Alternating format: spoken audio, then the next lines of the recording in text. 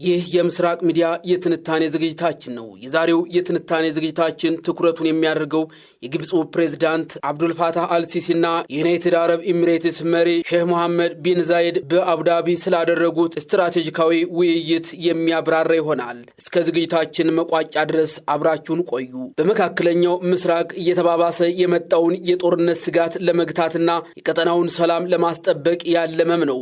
ይህ ውይይት በተለይም በጋዛ ሰርጥ ስላለው ጦርነት የተኩስ አቁም ስምምነት አስፈላጊነትና የሁለት መንግስታት መፍትሄ ተግባራዊነት ላይም ተወያይተዋልም ተብሏል። ዩናይትድ አረብ ኤሚሬትስ በግብፅ ውስጥ ትልቅ የኢንቨስትመንት ድርሻ እንዳላትም እየተነገረ ይገኛል። ለምሳሌ በቅርብ ቀናት የተፈረመው የ35 ቢሊዮን ዶላር የራስ አልሂክማ የልማት ስምምነት የሁለቱን ሀገራት ቁርጠኝነትም አጠናክሮታል ተብሏል። ፕሬዝዳንት አልሲሲ ወደ አቡዳቢ ያቀኑት ከቱርክና ከሶማሌ መሪዎች ጋር ከተወያዩ በኋላ መሆኑ ደግሞ ግብፅ በቀጠናው የዲፕሎማሲ መሪነቷን ለማስጠበቅም እየሰራች ስለመሆኑም ያሳያል። ፕሬዝዳንት አልሲሲ የቀጠናው መረጋጋት የሚመሰርተው የሀገራትን የግዛት አንድነትና ሉዓላዊነት በማክበር ላይ መሆኑንም ገልጸዋል ማለት ነው። ይህ ንግግር በሶማሊያና በሊቢያ ጉዳይ ላይ የሚታዩ የውጭ ጣልቃ ገብነቶችን የሚቃወም እንደሆነ ተንታኞችም ይገልጻሉ። ምንም እንኳን በትብብር ለመስራት ቢስማሙም በሱዳን የእርስ በርስ ጦርነት ዙሪያ የጥቅም ግጭት እንዳለም ይነሳል። ግብፅ የሱዳን መደበኛ ጦርን ስትደግፍ፣ ዩናይትድ አረብ ኤሚሬትስ ደግሞ የፈጥኖ ደራሽ ኃይሉን አርኤስኤፍ ትደግፋለች የሚሉ ወቀሳዎች መኖራቸውም ለዲፕሎማሲያቸው ፈተና ሆኗል። ሁለቱ ሀገራት በጋራ በመሆን ለእስራኤልና ሐማስ አዲስ የሰላም እቅድ ሊያቀርቡ ይችላሉም እየተባለ ነው። እንዲሁም ከሶማሌ ጋር በመተባበር በቀይ ባህርና በባብ አልመንደብ አካባቢ ያለውን የጸጥታ ክፍተት ለመሙላት አዲስ ወታደራዊ ቅንጅት ሊፈጥሩ እንደሚችሉም ይገመታል። በአጠቃላይም ቪዲዮ ወይም ውይይቱ የግብፅና የኤሚሬትስ መቀራረብ በመካከለኛው ምስራቅና በአፍሪካ ቀንድ ያለውን የፖለቲካ አስተላለፍ እንዴት ሊቀይረው እንደሚችልም በዝርዝር ይተነትናል። የአልሲሲና ቢን ዛይድ ሚስጥራዊ ስምምነት ለመካከለኛው ምስራቅ ምን ይዞ ይመጣ ይሆን የሚለውም ሌላ ፈተና ነው።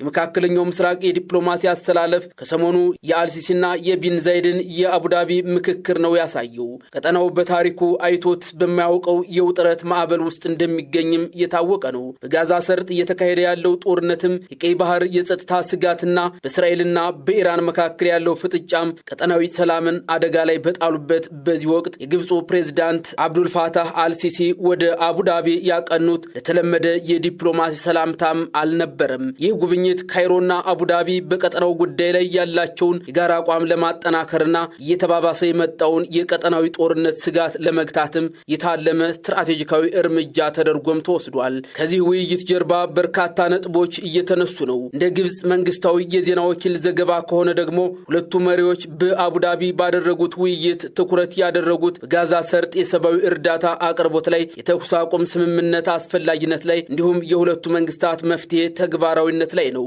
ፕሬዝዳንት አልሲሲ በውይይት ወቅት ባስተላለፉት መልእክትም የመካከለኛው ምስራቅ መረጋጋት የሚመሰርተው የሀገራትን የግዛት አንድነትና ሉዓላዊነት በማክበር ላይም ነው ብለዋል።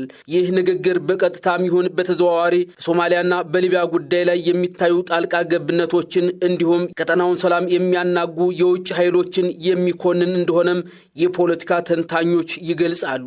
ግብፅና ዩናይትድ አረብ ኤሚሬትስ ያላቸው ግንኙነትም ከኢኮኖሚ ባለፈ በጸጥታ ጉዳዮች ላይም የተመሰረተ ነው። ዩናይትድ አረብ ኤሚሬትስ በግብፅ ውስጥ ትልቅ የኢንቨስትመንት ድርሻ ያላት ሲሆን በተለይም በቅርቡ የተፈረመው የ35 ቢሊዮን ዶላር የራስ አልሂክማ የልማት ስምምነት የሁለቱን ሀገራት ቁርኝት ወደ ላቀ ደረጃ ያደርሰዋልም ተብሎ ተገምቷል። ይህ የፕሬዝዳንቱ ጉብኝት የመጣው አልሲሲ ከቱርክ ፕሬዝዳንት ረሲብ ጣይብ ኤርዶጋንና ከሶማሌው ፕሬዝዳንት ሐሰን ሼክ መሐመድ ጋር ተከታታይ ውይይቶችን ካደረጉ በኋላ መሆኑም ካይሮ በቀጠናው ያላትን የዲፕሎማሲ መሪነት ለማስጠበቅ እየሰራች መሆኑንም ያሳያል። እዚሁ ጋር ተያይዞም የመካከለኛው ምስራቅ ጉዳይ ተንታኝ የሆኑት ዶክተር ካሊድ አልጊንዲ እንደሚሉት የግብፅና የኤሚሬትስ መቀራረብ ለጋዛ ጦርነት ማቆሚያ ቁልፍ ሚና ሊጫወት ይችላል ብለዋል። ግብፅ በመሬት ላይ ያለውን የደህንነት ሁኔታ ስትቆጣጠር፣ ዩናይትድ አረብ ኤሚሬትስ ደግሞ ለድህረ ጦርነት መልሶ ግንባታ የገንዘብና የፖለቲካ ድጋፍ የማቅረብ አቅም አላትም ብለዋል። በሌላ በኩል ኢንተርናሽናል ክራይሲስ ግሩፕ ባወጣው ዳሰሳም ግብፅ በቀይ ባህር ላይ በሁቲ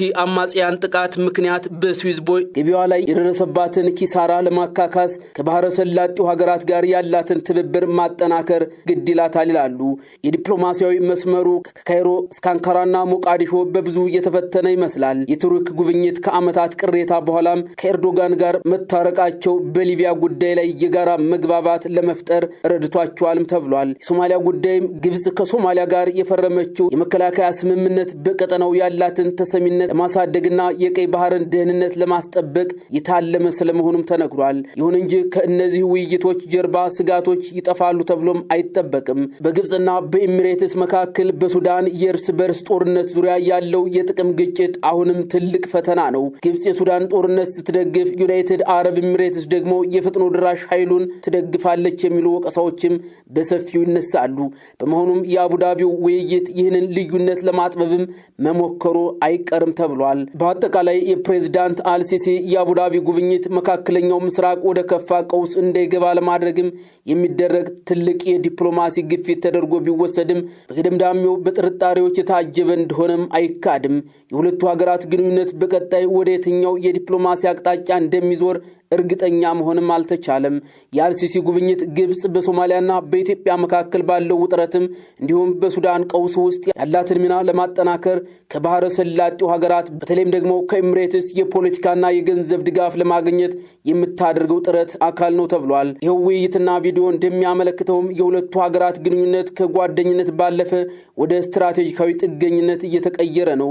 ግብጽ ለኢኮኖሚ ማገገሚያ ዩናይትድ አረብ ኤሚሬትስ ኢንቨስትመንት ሲያስፈልጋት፣ ዩናይትድ አረብ ኤሚሬትስ ደግሞ በቀጠናው ያላትን ተጽዕኖ ለማስፋት የግብጽን ወታደራዊ ጉልበት ትሻለች። በሱዳን ጉዳይ ላይ ያላቸው ተቃራኒ አቋም ግብጽ ለሱዳን ጦር፣ ዩናይትድ አረብ ኤሚሬት ደግሞ ለፈጥኖ ድራሽ በቀጣይ ግንኙነታቸው ላይ እንደ ትልቅ የፈተና ድንጋይ የሚቀጥል መሆኑንም ዘገባው ይጠቅሳል። ሁለቱ ሀገራት በጋዛና በቀይ ባህር ደህንነት ላይ ያላቸው የጋራ አቋም ቢጠነክርም በሱዳንና በሌሎች ቀጠናዊ ጉዳዮች ላይ ያላቸው የጥቅም ግጭት ግን ዲፕሎማሲያዊ ግንኙነታቸውን በቀጣይ የሚፈትን ይሆናል። የካይሮና የአቡዳቢ ስምምነት ከኢኮኖሚ አጋርነት ባለፈም የቀጠናውን ጂኦፖለቲካ የመቆጣጠር ፍላጎት ያሳየ ነው። ግብጽ የኢኮኖሚ ቀውሷን በኤሚሬትስ ዶላር ለመታደግ ስትሞክር፣ ኤሚሬትስ ደግሞ በግብጽ በኩል የቀይ ባህርንና የሰሜን አፍሪካን ቁልፍ የፖለቲካ በሮች ለመክፈት እየተጠቀመች መሆኑንም ተንታኞች ይስማሙበታል። በመጨረሻም ይህ የሁለቱ መሪዎች ምክክር በቀጠናው ላይ ያለውን የጦርነት ስጋት ያረግበዋል ወይስ አዳዲስ የፖለቲካ ጎራዎችን ይፈጥራል የሚለው ጥያቄም በሂደት የሚመለስ ቢሆንም የአቡዳቢው ስምምነት ግን ለመካከለኛው ምስራቅም ሆነ ለአፍሪካ ቀንድ አዲስ የዲፕሎማሲ ንፋስ ይዞ መምጣቱ አይቀርም።